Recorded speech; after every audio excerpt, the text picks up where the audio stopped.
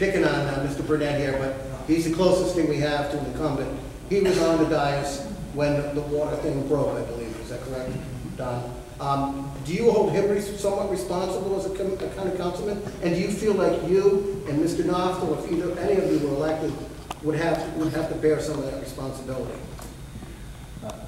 Do I hold Don responsible for it? No, I don't. Again, city manager form of government, you got to be as good as your key people. I'm in the construction business, and I'm only as good as my electrician. I'm only as good as my plumber. I'm only as good as my framer. I can't do it by myself. But as the contractor, it's my job to lead the people, to put all the pieces together, to make sure we get the end result, which is building the building. Do I blame anybody? No. It was a mistake. It is a part of growing and moving, and again, taking Port Orange for 25 years. You have a billing system that had so many billing codes because we started dabbling into different realms of the water department. We're selling water to the shores. We're selling water here. We're selling sewer here. So these kind of things are part of the process of growing as a business and as a city. Ultimately, it is the council's responsibility to monitor the results and to see that we are maximizing our potential. Was it a scandal? It's not a scandal. I don't know why you keep calling it a scandal. It's not a scandal. It was a mistake. It was a billing error code that did not generate us a certain amount of money that was due to us. Mr. Knopfler, would you characterize the situation where I believe one city wasn't billed for like 5 years, and the people that Mr. Burnett said should have been sent packing earlier with their six-figure salaries? Would you say that was just a mistake, or would you say that there was more to it than that? Well, let me put it in perspective, just give you a little bit of history on the deal. The September 30th, 2011 year, fiscal 11, was reported on, say, in the spring of 12, March, April of 12. And the audit comments in that audit report pointed out serious problems with water billing. Your testing uncovered an unusually large amount of errors. Well, guess what?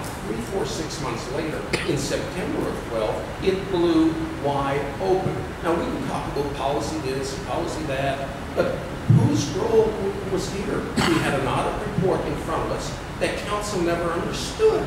That's probably the cleanest thing. In terms of it being a mistake, it wasn't a mistake. Policies were not followed. When you implement new billing rates or new tax rates or fuel surcharge rates, they were meant to be tested. The program was meant to be locked, run our tests, satisfy ourselves with these tests, unlock the program, incorporate the changes, and lock it back up again. None of which was done. And it was done because of the people that were working at the time. Mr. Burnett is correct. They should have been chased off long before they were chased off. But here, what we're seeing is a smiley face. There's no smiley face here. 700 different rates for water and sewer in this city is silly. And what have we done to correct it? We've cut the 600 or 700 to maybe 400. But 400 different rates is incomprehensible, and that is not acceptable. Okay, let's bring the mic back to Mr. Burnett, please.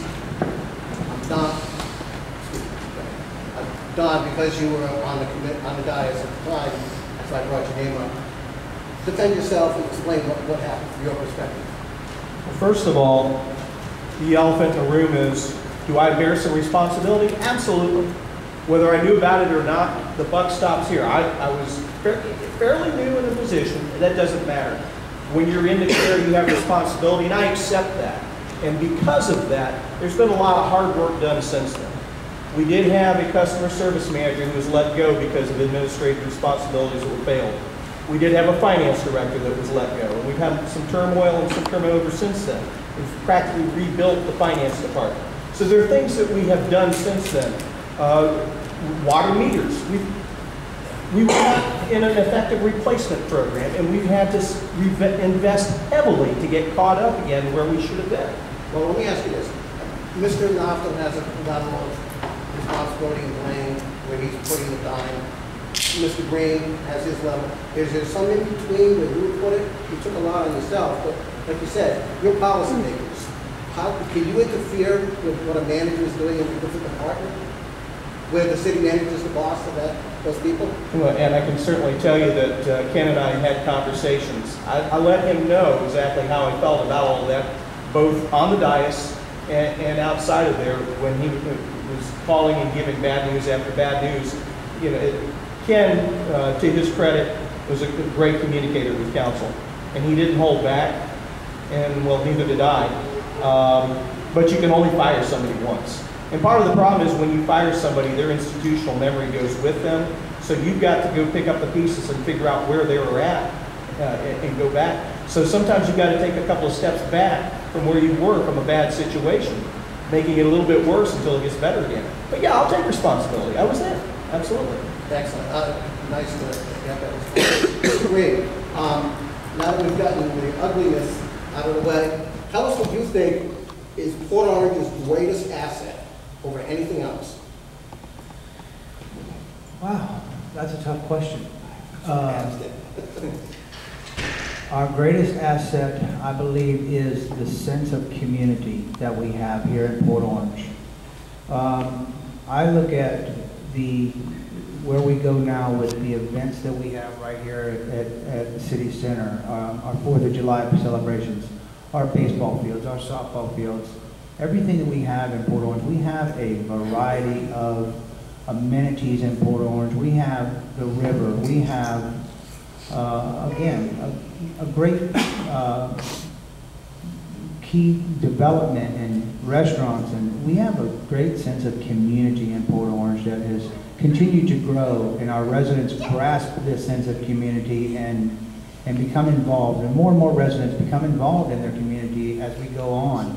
And I look at the amount of volunteers that we have that coach our sports, and the amount of volunteers who come out and do all the things that our family days and everything that we do. We have it's about the community as a whole. Thank you. Mr. Knopfler, what do you believe or feel is Port Orange's greatest asset? That is an exceptionally easy question. The answer is our people.